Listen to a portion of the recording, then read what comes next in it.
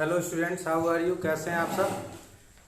आइए आज के सेशन में हम लोग class 12 mathematics definite integration exercise 7.24 का 0 to π/2 log mod of sin x dx इतना बराबर लिखा है 0 to π/2 log mod of cos x dx is equal to minus π/2 log 2। देखिए इस सवाल को,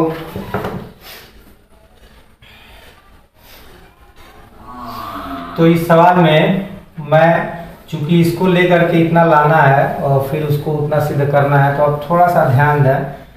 यहाँ से अगर थोड़ा सा आप ध्यान दें तो आपको क्या लग रहा है कि साइन की सहायता से हमको कास पर पहुंचना है। ये बात तो समझ में आ रही है कि हमें साइन की सहायता से कास पर पहुंचना है और साथ ही साथ इस पर 1 पावर है। तो 1 पावर में एक ही विकल्प होता है 90 अंश माइनस थीटा। अगर साइन 90 अंश माइनस थीटा हमें मिल जाए तो निश्चित रूप से हम कास पर पहुँच सकते हैं। तो आपको ये बात सवाल देख कर पता हो गया होगा कि प्रॉपर्टी 4 हम जरूर लगाएंगे। तो आइए प्रॉपर्टी 4 मैं लगाता हूं। और प्रॉपर्टी 4 लगाने से पहले लिखने का तरीका होता है कि सवाल को हम लोग आई मान लेते हैं और ये माड को लिखना जरूरी नहीं है। माड तो एक सेफ्टी के लिए है। माड इसलिए लगाया जाता है क्योंकि लॉग केवल पॉजिटिव वैल्यू एक्सेप्ट करता है, लॉग कभी भी निगेटिव वैल्यू एक्सेप्ट नहीं करता है। इसलिए माड लगे तब भी ठीक है, न लगे तो ये सब चीज़ें अंडरस्टूड हैं कि हमें पता होना चाहिए कि लॉग केवल पॉजिटिव, माड का मतलब पॉजिटिव वैल्यू। तो लॉग हम जानते भी हैं कि लॉग केवल पॉजिटिव वैल्यू के लिए डिफाइंड है। तो हम माड यहाँ से हटा लिए, सिंपली लॉग ऐसे कोष्टक में हमने साइन एक्स लिख दिया dx। अब इस सवाल को हम लोग इक्वेशन 1 मानते हैं और बाई प्रॉपर्टी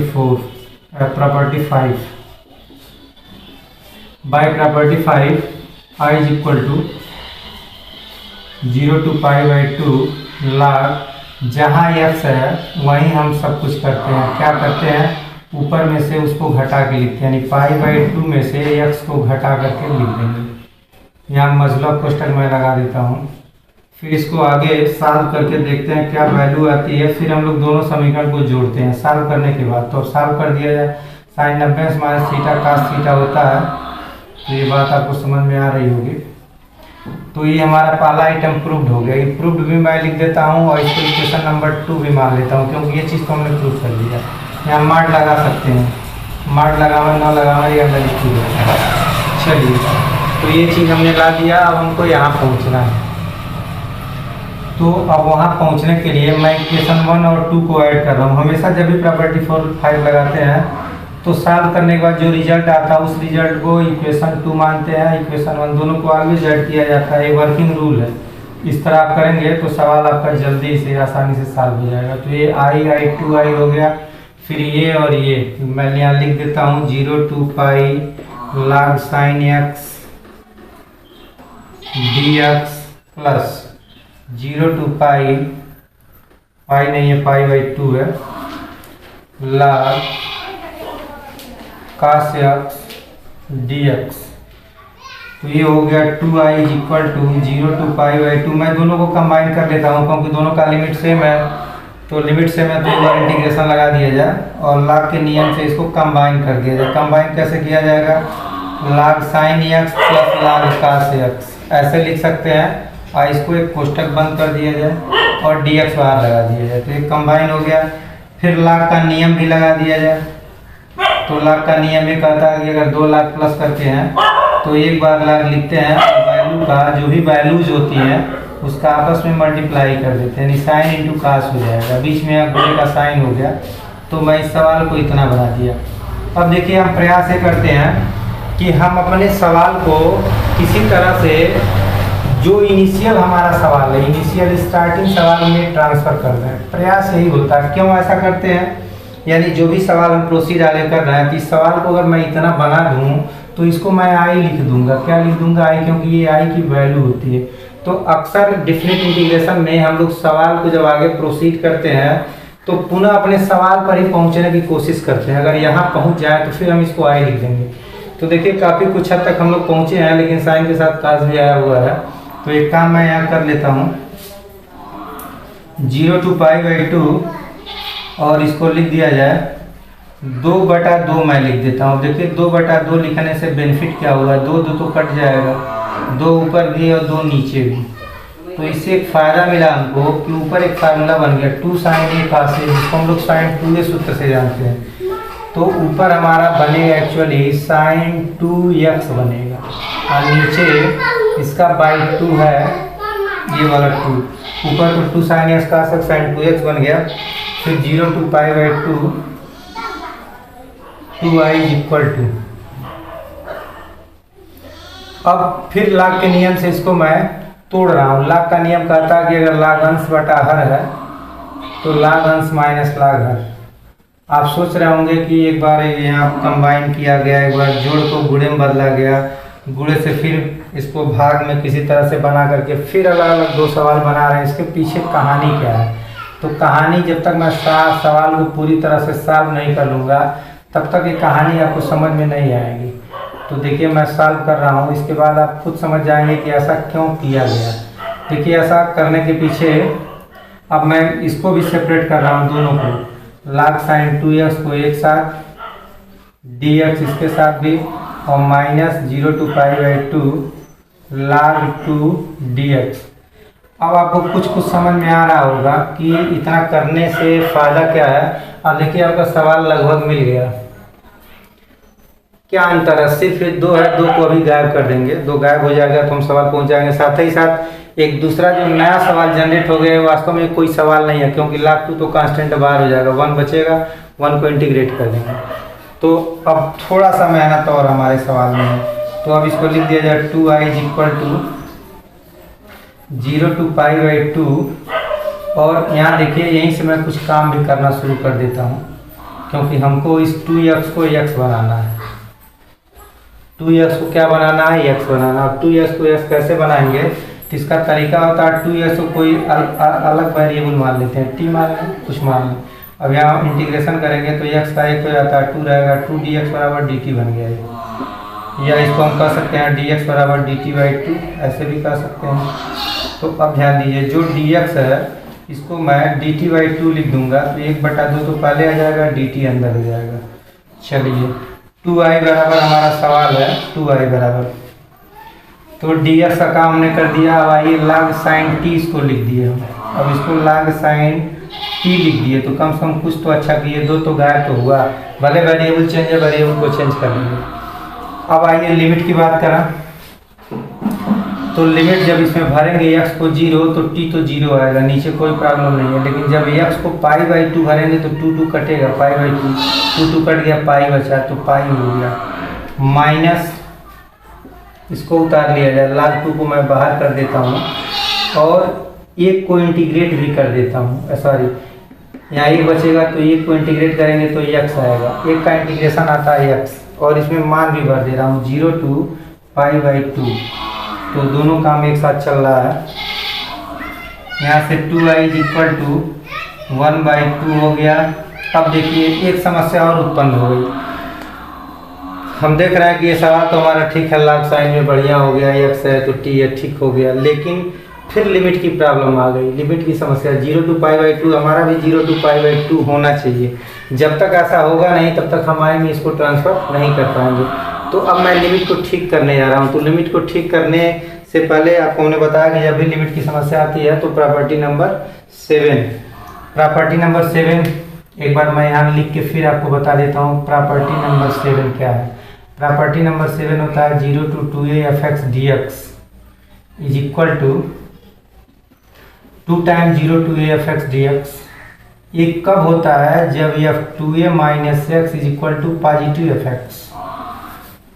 तो चेक कर लिया जाए कि क्या ये कहानी यहाँ सेटिस्फाई हो रही है, तो फिर मैं लिमिट को चेंज करूँगा, नहीं होगा तो नहीं चेंज करूँगा। तो देख लिया जाए, इसी को एफ एक्स कहते हैं, एफ टी। यहाँ चूँकि टी का फंक्शन है तो एफ टी कहेंगे। तो यहाँ टी के स्थान पर एक पाई को हम 2a मान लीजिए, 2a है, ये हमारा पाई है, पाई माइनस टी यहाँ भरेंगे, यानी 180 अंश माइनस समथिंग। तो ये बदलेगा नहीं, वही आएगा। अगर पाई माइनस टी लिखेंगे साइन पाई माइनस टी तो साइन टी आएगा। कहने का मतलब यही आएगा। तो जब यही आएगा तो अब मैं इसको चेंज कर लेता हूँ, पाई को लिख देता हूँ π/2 और 2 पहले, क्योंकि नियम क्या कहता है कि जो है उसका आधा करिए और पहले 2 लिख दीजिए। तो मैंने लिमिट को भी चेंज कर दिया और फंक्शन को लिख दिया log sin t को dt को माइनस ये log 2 बाहर है और पहले मैं π/2 को भरूंगा x के स्थान पर, फिर 0 को भरूंगा। चलिए ये 2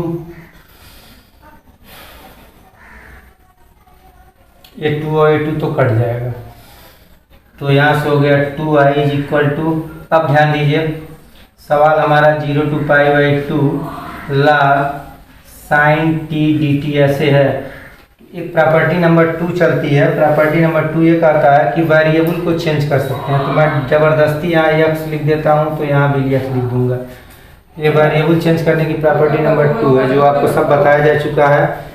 यहाँ अगर x है तो आप tt लिख सकते हैं, मान में कोई परिवर्तन नहीं होगा। तो मैंने इसको ज़बरदस्ती tt को x लिख दिया और इसको मैं डायरेक्ट i लिख देता हूँ, क्योंकि अब तो हम सवाल में पहुँच ही गए। दिस इज i, क्योंकि इसी का नाम है i। तो मैं इस कंप्लीट को लिख दिया i। बचा कितना, तो माइनस log 2 बचा और π/2 को मैं पहले लिख देता हूँ, तो ये बचा हमको। अब इस i को हम इधर लाएंगे, तो ये i इधर 2i में से i हट जाएगा। तो वही सवाल हमको जो लाना था वो आंसर तक हम लोग पहुँच गए, -π/2 और log के साथ 2। आइए एक सवाल 5 का बी देखते हैं। बहुत ही अच्छा सवाल है और बोर्ड परीक्षा के लिए मोस्ट इम्पॉर्टेंट सवाल है। हमारा सवाल है 0 to π/4 log sin 2x dx। हमको प्रूफ करना है -π/4 log 2। तो सबसे पहले सवाल को हम लोग आई मानते हैं, ये हमारा वर्किंग रूल है। ये log sin 2x dx इसको हम लोग मान लेते हैं इक्वेशन नंबर 1। उसके बाद बाय प्रॉपर्टी 5 हम लिख सकते हैं i = 0 to π/4 log sin 2, और जहाँ x है वहाँ π/4 माइनस x लिखना है, क्योंकि यही प्रॉपर्टी का रूल है। जहाँ x होता है वहीं हम लोग डिस्टर्ब करते हैं। ऊपर वाले लिमिट में से इसको घटा के लिख देते हैं। अब इसको हम लोग सॉल्व करते हैं और सॉल्व करके इक्वेशन नंबर 2 फाइंड आउट करते हैं। ये हो गया log sin, मैं यहाँ 2 को अंदर ले आ रहा हूँ। 2 को जब अंदर ले आऊँगा तो 4 जो है 2 से कटेगा, तो यहाँ मिलेगा π/2 माइनस 2 का गुणा x में होगा तो 2x हो गया। एक लाइन और इसको बढ़ा लिया जाए तो i की वैल्यू हो गई 0 to π/4 log साइन। अब देखिए साइन 90 माइनस थीटा, मैं यहाँ सूत्र लगा देता हूँ, तो साइन 90 माइनस थीटा हमारा कास थीटा हो जाएगा। साइन 90 पर चेंज हो जाता है और यहाँ थीटा के स्थान पर 2x है, तो ये हो गया हमारा log cos 2x। ये हो गया dx। अब इसको हम लोग मानते हैं इक्वेशन नंबर 2।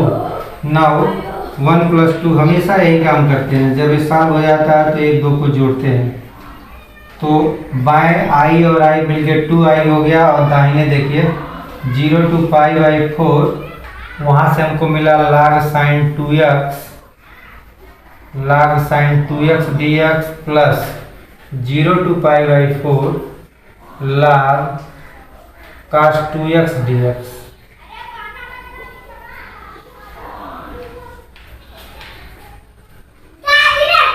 ये चीज हमको मिला। आप देख रहे हैं कि चूंकि दोनों का लिमिट सेम है तो इंटीग्रेशन को एक बार लिख दिया जाए और ये प्लस का साइन आएगा, तो मैं log के नियम से दोनों का मल्टीप्लाई कर देता हूँ, यानी log sin 2x into cos 2x। जैसा कि पिछले सवाल में हम लोग किए भी हैं।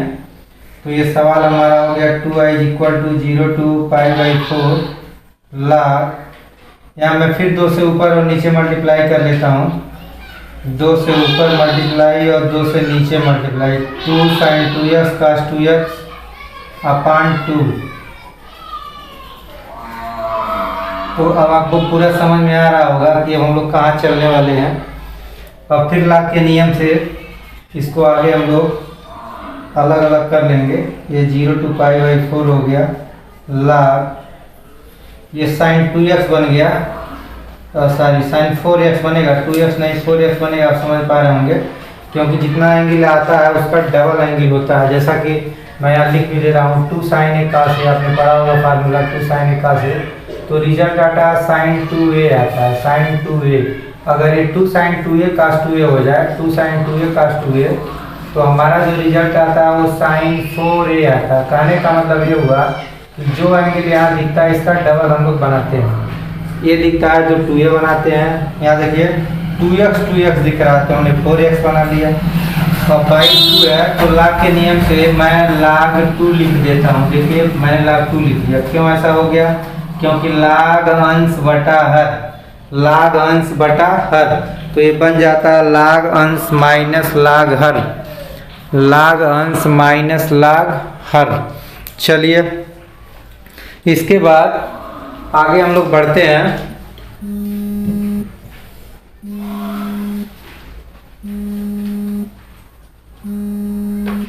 और इसको कर दिया जाए अलग अलग, मैं इसको सेपरेट कर देता हूँ। तो अब हमारा सवाल हो गया 2i equal to 0 to π/4 log sin 4x dx minus फिर वही लिमिट 0 to π/4 और ये log 2 है, log 2 dx, log 2 into dx। अब देखिए इसको करने से फायदा फिर आपको समझ में आ गया होगा कि अब जितना हमारा सवाल है वो चीज़ यहाँ बनाना है। आप देख रहे हैं थोड़ा सा प्रॉब्लम है, यहाँ 2x है, यहाँ 4x है, तो मैं आपको बताया भी हूँ क्या करते हैं। तो मैं अपनी प्रक्रिया भी शुरू कर रहा हूँ। 4x को मैं 2t मान रहा हूँ, ध्यान दीजिएगा, 4x को 2t, जो यहाँ दिखा वही मानिए। हमारा क्या दिख रहा है, 2 के साथ एक वेरिएबल दिख रहा है तो हमने 2 के साथ एक वेरिएबल ले लिया, 2t कर दिया, फिर t को x बना देंगे बाद में। तो हमने 4x को 2t मान लिया, यहाँ से 2 कैंसिल भी हो जाएगा। कहने का मतलब 2x को हमको t मानना चाहिए, कोई बात नहीं। 2dx बराबर dt होगा और dx बराबर dt/2 हो जाएगा। यहाँ तक बात समझ में आ रही है? मान को भर दिया जाए तो ये सवाल हमारा हो गया 2i इक्वल टू, अभी मैं लिमिट नहीं लिख रहा हूँ क्योंकि लिमिट चेंज होगा, क्योंकि x का t का भरना, तो लिमिट चेंज होगा। पहले सवाल को देखा जाए क्या बनेगा, log sin 2t हो गया, क्योंकि 4x को हमने 2t माना था। ठीक है, dt भी लिख देंगे और dt नहीं dt/2 लिखेंगे, /2 मैं बाहर लिख देता हूँ। चलिए यहाँ तक समझ में आ गया। अब लिमिट की बात कर लिया जाए तो लिमिट को x को जब 0 भरा जाएगा तो t भी 0 आएगा, और जब x को यहाँ भरेंगे π/4, x को भरेंगे π/4 तो ये वैल्यू आएगी π/2। तो ये हमारा सवाल इतना हो गया। माइनस यहाँ log 2 को बाहर कर लेंगे, log 2 को बाहर करेंगे तो 1 का हमको इंटीग्रेशन निकालना होगा। चलिए इसको भी निकालते चलते हैं। तो ये हो गया 2i equal to 2 time 1/2 time. अब देखिए एक समस्या, दूसरी समस्या उत्पन्न हो गई। कौन सी समस्या उत्पन्न हो गई? लिमिट वाली। हमारा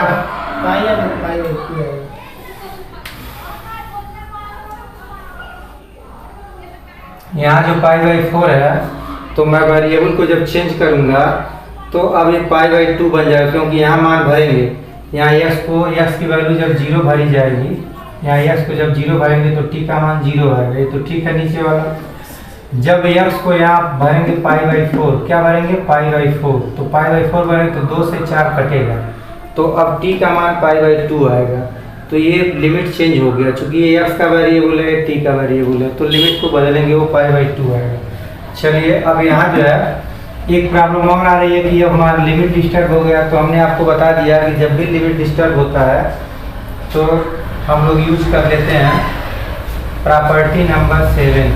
तो मैं यहाँ पर प्रॉपर्टी नंबर 7 लगाने जा रहा हूँ, लेकिन प्रॉपर्टी नंबर 7 लगाने से पहले इसको मैं सॉल्व करना चाह रहा हूँ। पहले इसको लिख रहा हूँ, इसको कम से कम सॉल्व कर दूँ।